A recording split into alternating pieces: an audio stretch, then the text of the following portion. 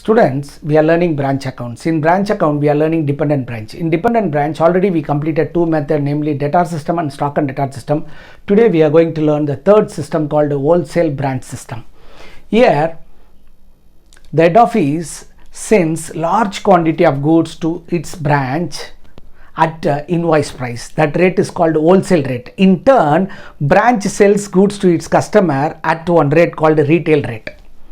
Then the head office also sells goods to customer directly at retail rate. Yes, look at the chart. Before learning this problem, look at the chart. Head office sends goods to the branch at invoice price.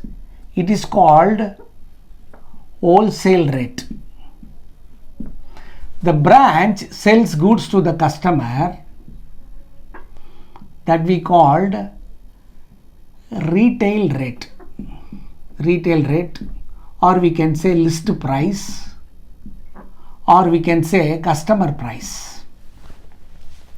Then the head office also directly sells goods to the customer at retail price, So the customer price called retail price. Branch sells goods to customer at retail price. Head office also sells goods to customer at retail price, but head office sends goods to branch, large quantity of goods to branch at invoice price. Now we are going to read the problem. Head office sends goods to its branch at 20% less than listed price. First we should find the list price. Goods are sold to customer at cost plus 50%. So head office sells goods to the customer at cost plus 100%. So our cost always 100, profit is 100%. So our retail price is 200. So head office sells goods to the customer at 200. The branch also should sell goods to customer at 200. Okay. Now we can ascertain the invoice price or wholesale rate with the help of the first line. Head office sends goods to its branch at 20% less than the listed price. Yes, our listed price 200 minus 20%, that is 40. So our invoice price is 160. Students, one thing we should remember, always the cost price to head office is 100. The cost price to the branch is 160. The difference between cost price to head office and branch invoice price is unrealized profit. Yes, students, now we are going to solve the problem. From the following, ascertain profit made at the head office and branch on the wholesale basis. Head office purchase goods into branch sales and branch information also given. In this problem, opening stock is not given. Yes, students, in wholesale branch system, always the closing stock will not be given, that we have to ascertain. Yes, now I am going to prepare the trading profit loss account. One column given for head office, one column given for branch. Two opening stock is not given, so we can start with the purchases. Purchases of the head office rupees 2 lakh. Branch cannot purchase since it is a dependent branch. Then goods sent to branch. Goods sent to branch is a sale to the head office. Goods sent to branch is a sale to the head office, so it should be credited. It is a purchase to the branch. Goods received from head office. Then sales informations are given. By sales, head office sales 1,70,000, branch sales 80,000. In wholesale branch system, closing stock of head office and branch will not be given. Closing stock of head office and branch will not be given, that we have to ascertain. So for the ascertainment of closing stock, the formula is opening stock plus purchases minus cost of goods sold.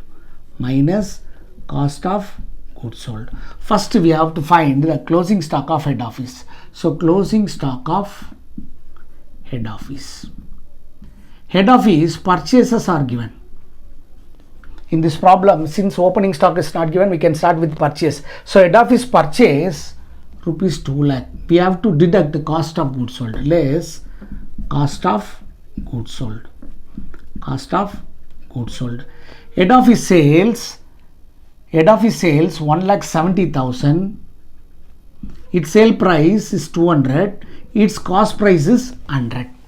Yes, so 1,70,000 divided by sale price into cost price. So 1,70,000 divided by 200 into 100 will get 85,000, that is cost of goods sold.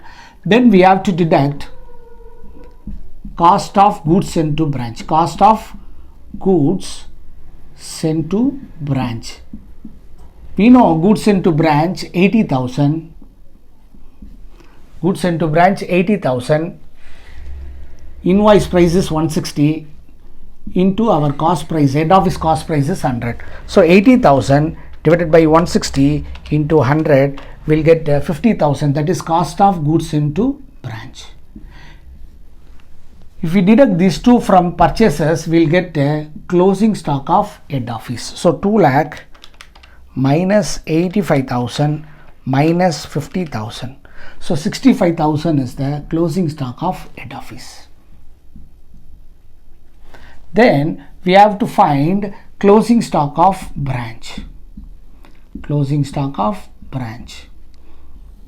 Branch, instead of purchases, they can use goods received from head office. How much they received from head office? Rupees 80,000 less cost of goods sold. Less cost of goods sold. Branch sold 80,000 worth of goods. It is at 200. The branch cost price is 160. Invoice price is cost prices for branch. 80,000 divided by 200 into 160. So 64,000 is cost of goods sold of the branch. So the difference between sales and cost of goods sold we consider as closing stock of branch. Then we have to take stock reserve on closing stock of branch in the debit side of profit and loss account. Stock reserve on closing stock of branch. Closing stock of branch we know 16,000. The stock reserve is the cost price of the head office is 100. Invoice price is 160. So the difference between cost price of head office and invoice price, that is a profit divided by invoice price. We will get stock reserve on closing stock of branch.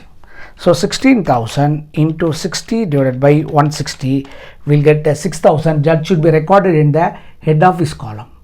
So the closing stock of branch, on that we have to take stock reserve in the profit and loss account in the head office column. Then we have to close trading account 80,000, head office column 80,000 plus 1,70,000 plus 65,000. Total 3,15,000. 3,15,000. 3,15,000 minus 2 lakh will get to 1,15,000. That we called gross profit. Likewise, we have to find the gross profit of the branch. 96,000 minus 80, 16,000. It should be transferred to the profit and loss account by gross profit. BD 1,15,000 to head office, 16,000 to the branch. So 1,15,000, 16,000.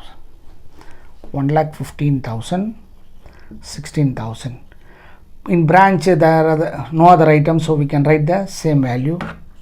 That should be transferred to the general profit loss account. Then head office concern, we have to deduct the stock reserve. So balance 1,09,000. Students, we completed first problem in relation to wholesale branch system. Here opening stock is not given. In next class we are going to solve problem which includes opening stock. Till then, bye and thank you.